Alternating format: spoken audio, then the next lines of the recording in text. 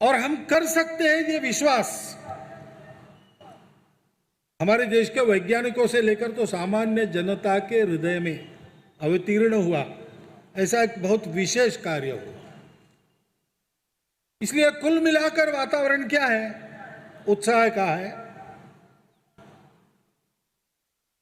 आत्मविश्वास का है, सतत प्रयत्न हम कर सकते हैं, हम करेंगे, इस प्रकार का संकल्प बने, इस प्रकार का है। एक दृष्टि से हम लोगों में आश्वस्ति लाने वाला है, जो आश्वस्ति हम चाहते थे बहुत दिनों से, परंतु आश्वस्त होकर असावधान होना, आलस्य करना, निष्क्रिय होके मैं और मेरा परिवार इस मर्यादा के अंदर ही रहना, इसके लिए अब समय नहीं है, क्योंकि अभी बहुत दूर जाना है।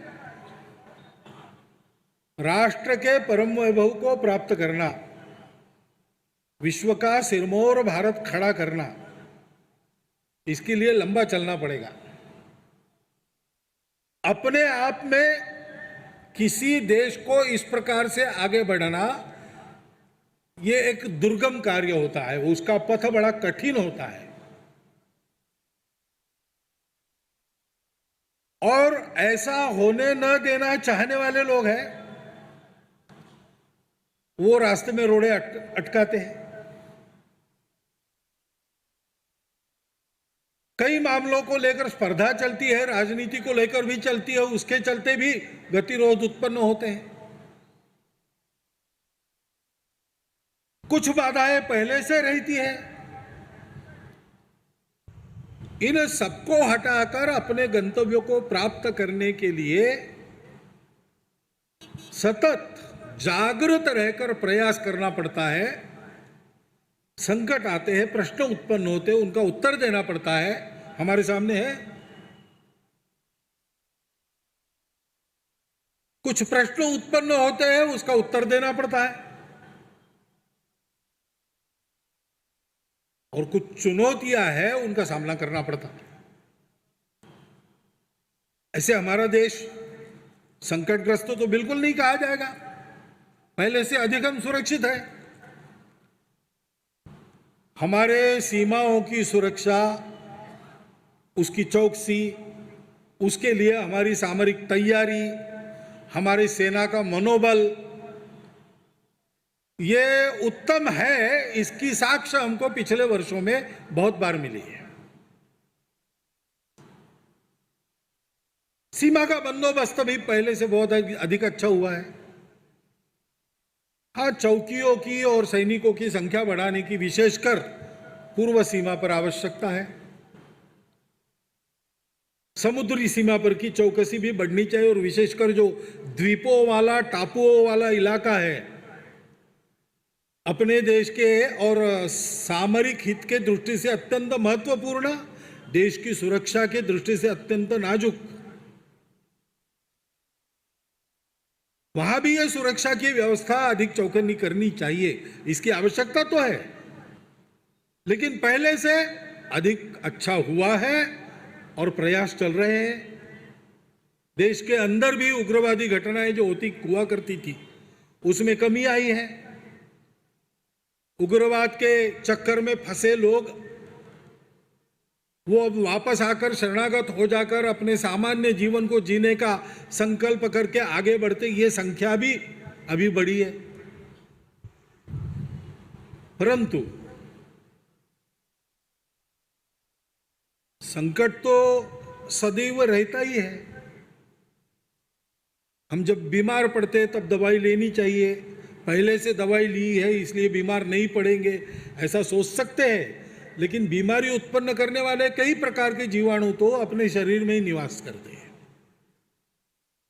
और अगर शरीर की सतत प्रतिकार शक्ति जागृत रहती है, उसमें थोड़ी ढिलाई आ गई, थोड़ी कमी आ गई, तो बीमारी का प्रकोप शरीर को अपना भक्ष्य बनाता है। ऐसे ही ये जो परिवर्तन अपने देश में आया, एक नया संकल्प सर्वसामान्य लोगों में जागा है, एक नई आशा जगी है, उसके चलते कुछ परिवर्तन भी हुए हो, उसको पसंद न करने वाले लोग हैं। और ये आवश्यक भी नहीं है सबको पसंद हो। प्रजातंत्र है इसलिए मत का स्वातंत्र है, तो ऐसे लोग हो सकते हैं जिनको पसंद नहीं है। लेकिन अपने मत को साकार करने के चक्कर में देश हित की मर्यादा का ध्यान न रखकर केवल अपने स्वार्थ का ध्यान रखकर प्रयास करने वाले लोग हैं। ऐसे भी लोग हैं, देश में भी है, दुनिया में भी है, जिनको भारत का वैभव नहीं चाहिए, भारत की प्रतिष्ठा नहीं चाहिए, दुनिया में भारत का बढ़ता मान सम्मान और भारत का बढ़ता समर्थन। जिस प्रकार भारत के शत्रु आज अलग थलग पड़ रहे, अकेले हो जा रहे, उनको ये पसंद नहीं है और उसके लिए उनके कारनामे फिर भारत में चलते हैं। और भारत की प्रतिकार शक्ति, ये प्रतिकार शक्ति समाज की कैसे दिखती है?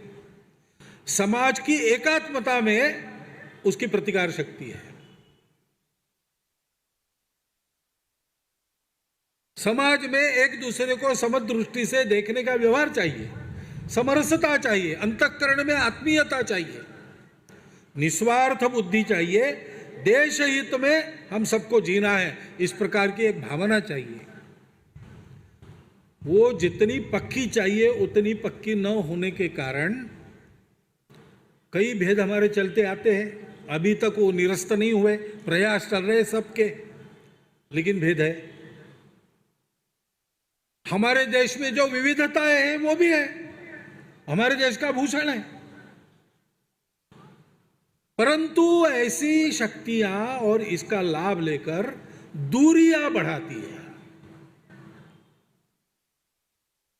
एक को दूसरे से अलग करने की कोशिश करती है, विविधताओं को भेदों के रूप में देखती है, भेद पहले से है उनको और भड़काती है, उसके आधार पर समाज की दूरियां बढ़ाती है और अलगाव के आधार पर ये जो हमारी छोटी छोटी पहचानें हैं, जो हमारे देश की विशेषता है,